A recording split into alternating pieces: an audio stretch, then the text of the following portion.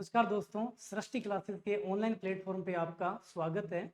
आज की क्लास में हम पढ़ने वाले हैं कि राजस्थान की पॉलिटी पढ़ने के लिए हमें किस किस टॉपिक का ध्यान रखना चाहिए।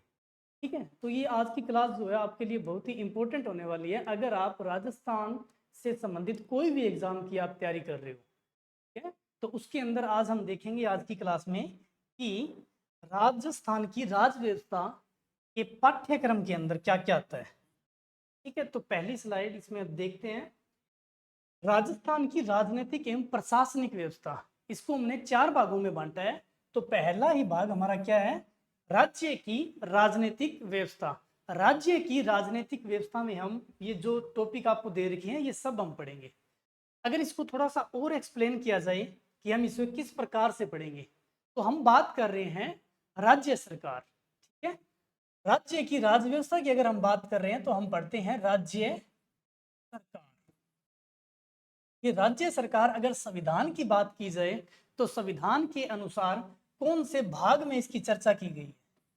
तो भाग की बात करें तो भाग 6 में इसका उल्लेख किया गया है। किसका? राज्य सरकार का। अगर बात करें अनुच्छेद, तो अनुच्छेद की अगर बात की जाए तो कौन से अनुच्छेद में इसका जिक्र है? तो अनुच्छेद 152 से 237 तक हम राज्य सरकार के बारे में पढ़ते हैं। अब राज्य सरकार को पढ़ने के साथ साथ हम इसको मान लो तीन भागों में बांटते हैं। तीन भाग कौन कौन से? यह तीन भाग, जिसमें पहला रहेगा कार्यपालिका। कौन सा? कार्यपालिका। और यही अगर दूसरे भाग की बात की जाए तो विधायिका। कौन सा? विधायिका। पहला कार्यपालिका, दूसरा विधायिका, और इसके साथ तीसरा जो रहेगा न्यायपालिका। न्यायपालिका। अब बात आती है कि कार्यपालिका के अंदर हम किस किस टॉपिक को पढ़ते हैं और कौन से अनुच्छेद की चर्चा जो है कार्यपालिका के साथ हम करेंगे। तो बात करें अनुच्छेद की, तो अनुच्छेद 152 से 167 तक हम पढ़ते हैं कार्यपालिका के अंदर। इसमें कार्यपालिका के अंदर। और विधायिका की अगर बात की जाए तो इसमें हम पढ़ते हैं अनुच्छेद 168 से 212, या इसको लिखें 213। 213 में क्या दिया हुआ है? 213 में दिया हुआ है राज्यपाल की अध्यादेश जारी करने की शक्ति, जो कि क्या है? एक तरह से विधायी शक्ति है। ठीक है, तो इसको हम 168 से 212 या 213 इसी में इंक्लूड। बात करें न्यायपालिका, तो न्यायपालिका हम पढ़ते हैं 214 से 237 तक। अब हम बात करते हैं कि कार्यपालिका के अंदर हम क्या क्या पढ़ते हैं। तो कार्यपालिका के अंदर हम सबसे पहले ही बात करें, हम पढ़ते हैं राज्यपाल। और इसके बाद अगर बात की जाए तो मुख्यमंत्री। मुख्यमंत्री के बाद बात की जाए तो मंत्री परिषद। मंत्री परिषद। अच्छा, इसी के साथ साथ हम पढ़ते हैं महाधिवक्ता। महाधिवक्ता, ये महाधिवक्ता क्या होता है? राज्य सरकार का सर्वोच्च विधि अधिकारी होता है ये। ठीक है, जैसे राज्य सरकार का मान लो एक तरह से वकील होता है ये। तो ये भी हम पढ़ेंगे। इसका जिक्र कहाँ किया गया है? अनुच्छेद 165 के अंदर। फिर बात करें विधायिका, तो विधायिका के अंदर हम पढ़ते हैं 168 से 212 या 213। इसके अंदर हम क्या पढ़ेंगे? राज्य विधान मंडल। राज्य विधान मंडल। अब विधान मंडल की बात आती है तो इसके अंदर दो सदन। दो कौन कौन से? एक तो विधानसभा और दूसरा विधान परिषद। तो विधान परिषद की अगर बात की जाए तो क्या ये राजस्थान में है क्या? तो राजस्थान एक सदनीय विधान मंडल है एक तरह से। ठीक है, क्योंकि यहाँ पे विधान परिषद नहीं है। तो इसके अंदर हम सिर्फ और सिर्फ राजस्थान की बात करें तो इसके अंदर हम पढ़ते हैं विधानसभा, लेकिन इसके साथ साथ हम चर्चा भी करेंगे विधान परिषद की। और इसके बाद अगर मैं बात करूं न्यायपालिका, न्यायपालिका की अगर बात की जाए तो इसके अंदर हम पढ़ते हैं उच्च न्यायालय। और उच्च न्यायालय की बात करें तो कौन से अनुच्छेद में हम पढ़ते हैं, तो 214 से 231 तक हम उच्च न्यायालय की बात करेंगे। इसके बाद अगर बात की जाए अनुच्छेद 232 से 237 तक, तो इसके अंदर हम क्या पढ़ने वाले हैं, यहां पे हम पढ़ेंगे जिला न्यायालय एवं इसके साथ साथ अधीनस्थ न्यायालय। क्या? अधीनस्थ न्यायालय। तो इस तरह से हम राज्य सरकार की चर्चा करने वाले हैं आगे आने वाली क्लासों के अंदर। तो देखिए, पहला मैंने आपको बताया कि इसको हमने 4 भागों में बांटा है। जैसे बात करें पहले की, पहले में क्या लिखा हुआ है, राज्य की राजनीतिक व्यवस्था। तो राज्य की राजनीतिक व्यवस्था के अंदर हम इन टॉपिक का जिक्र करेंगे, राज्यपाल, मुख्यमंत्री, मंत्री परिषद, महाधिवक्ता, विधानमंडल और उच्च न्यायालय। के बाद हम बात करते हैं प्रशासनिक व्यवस्था, नंबर 2 पे। नंबर 2 पे क्या है, प्रशासनिक व्यवस्था। अगर राज्य की प्रशासनिक व्यवस्था की बात की जाती है तो इसके अंदर हम सबसे पहले पढ़ते हैं सचिवालय। कौन सा? राज्य सचिवालय। अच्छा, राज्य सचिवालय पढ़ते हैं तो इसके अंदर जो सर्वोच्च अधिकारी होता है वो होता है मुख्य सचिव। तो राज्य सचिवालय पढ़ने के साथ साथ हम मुख्य सचिव के बारे में भी पढ़ेंगे। ये कौन होता है? सचिवालय का सर्वोच्च अधिकारी होता है प्रशासनिक व्यवस्था के अंदर। ठीक है, इसके बाद राज्य पे बात कर ली, इसके बाद हम बात करते हैं संभागीय व्यवस्था पे। संभागीय व्यवस्था के अंदर हम पढ़ते हैं संभागीय आयुक्त। क्या पढ़ते हैं? संभागीय आयुक्त। ये प्रशासनिक व्यवस्था के अंदर, जैसे हमने राज्य के अंदर बात की तो सचिवालय, सचिवालय का जो सर्वोच्च अधिकारी है वो कौन होता है? मुख्य सचिव। और फिर संभाग स्तर पे अगर बात की जाए तो संभागीय आयुक्त। और इसके बाद नेक्स्ट हम पढ़ने वाले हैं जिला प्रशासन। जिला प्रशासन ये महत्वपूर्ण है भाई। जिला प्रशासन, जिला प्रशासन के अंदर अगर एक जिले का सर्वोच्च अधिकारी की बात की जाए तो वो कौन होता है? जिले का जो सर्वोच्च अधिकारी होता है वो होता है डीएम, या बात करें डीसी।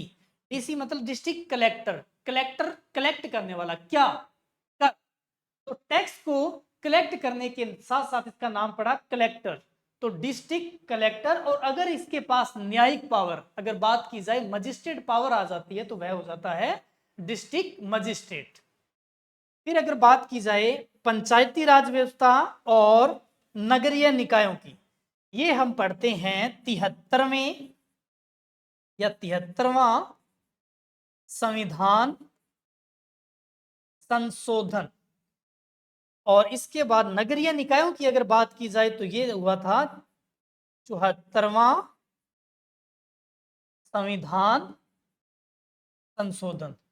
इन दोनों को 73वें और 74वें संविधान संशोधन के तहत ही संविधान में जोड़ा गया था।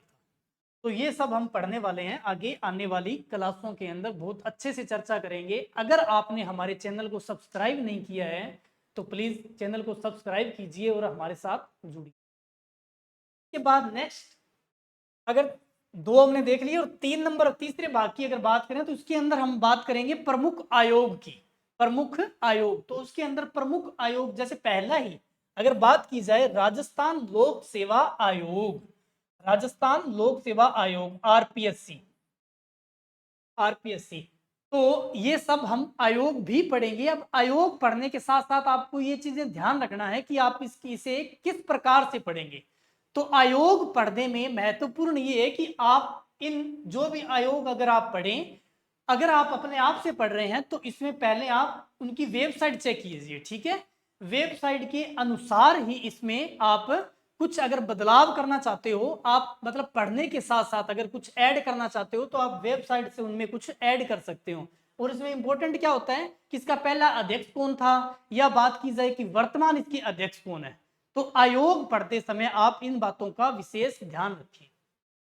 राजस्थान लोक सेवा आयोग, और इसके बाद हम पढ़ेंगे राज्य मानवाधिकार आयोग। राज्य मानवाधिकार आयोग के बाद अगर बात की जाए राज्य निर्वाचन आयोग, राज्य निर्वाचन आयोग, राज्य निर्वाचन आयोग क्या करता है? चुनाव करवाने की जो भी प्रक्रिया होती है उसके अंदर अपना ये सहयोग, मतलब राज्य निर्वाचन आयोग के तहत ही हम राज्य के अंदर चुनाव करवा सकते हैं। वैसे ही अगर बात की जाए सूचना आयोग और इसके साथ साथ वित्त आयोग, ये वित्त आयोग क्या है भाई? तो वित्तीय स्थितियां जो होती है उसकी समीक्षा करने के लिए एक तरह से राज्य में वित्त आयोग का गठन किया जाता है। फिर बात करें लोका आयुक्त, तो इस तरह से हम 4 या 5 ये आयोग के बारे में हम चर्चा करेंगे। और इसके बाद बात करते हैं हम नेक्स्ट 4 नंबर पॉइंट की अगर मैं बात करूं तो यहां लिखा हुआ है लोक नीति विधिक अधिकार नागरिक अधिकार पत्र। ये वैसे जैसे बात करें आरएस मेंस, तो आरएस मेंस के लिए ये बहुत ही इंपॉर्टेंट हो जाता है, इतना प्री के लिए इतना इंपॉर्टेंट नहीं है क्योंकि इसमें फैक्चुअल क्वेश्चन इतने ज्यादा नहीं बन पाते हैं, ठीक है। लेकिन फिर भी हम इसे थोड़ी पढ़ने की कोशिश करेंगे। कोशिश तो क्या मतलब पढ़ेंगे इसको हम, है ना। क्या क्या पढ़ना है इसमें? लोक नीति विधिक अधिकार और नागरिक अधिकार पत्र। तो इसके तहत हम क्या क्या पढ़ने वाले हैं? जैसे राजस्थान लोक सेवा गारंटी अधिनियम 2011, कब का ये? 2011। वैसे ही बात की जाए राजस्थान जन सुनवाई अधिकार 2012, और नेक्स्ट इसके बाद उपभोक्ता संरक्षण अधिनियम 1986। तो ये सब हम आगे आने वाली क्लासों के अंदर पढ़ेंगे।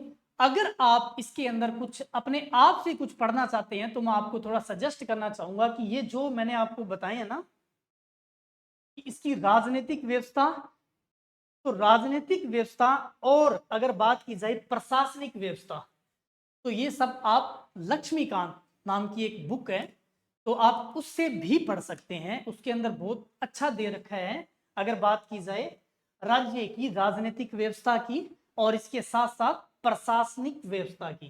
फिर मैंने बात की आयोग, महत्वपूर्ण या प्रमुख जो भी आयोग है, आयोग के ऊपर मैं आपको यही कहना चाहूंगा कि इनकी आप वेबसाइट जरूर विजिट कीजिए, ठीक है।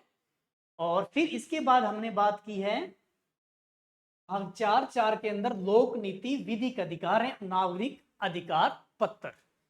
तो ये सब हम इसी चैनल के माध्यम से आगे आने वाली क्लासों के अंदर भी हम इसको पढ़ेंगे। तो आज की क्लास में सिर्फ यही था कि आपका आगे आने वाला जो पाठ्यक्रम है वो क्या रहेगा। तो नेक्स्ट क्लास से हम स्टार्ट करेंगे राजनीतिक व्यवस्था के अंदर पहला ही टॉपिक जो कार्यपालिका से संबंधित होगा, क्या होगा? राज्यपाल। तो आगे आने वाली क्लास में हम चर्चा करेंगे राज्यपाल के ऊपर। और आप इस क्लास का जो भी है ओवरव्यू आप देना कि ये आपको क्लास कैसी लगी और कुछ समझ आया नहीं आया, तो आप कमेंट करके जरूर बताएं। और अगर चैनल आपने सब्सक्राइब नहीं किया है तो चैनल को जरूर सब्सक्राइब करें और लाइक और कमेंट करके तो आप जरूर ही बताएं कि आपको ये, चाहे आप कैसा ही कमेंट करें, चाहे पॉजिटिव हो चाहे नेगेटिव हो, जिससे हमें पता तो लगे कि क्या हो रहा है, ठीक है। धन्यवाद।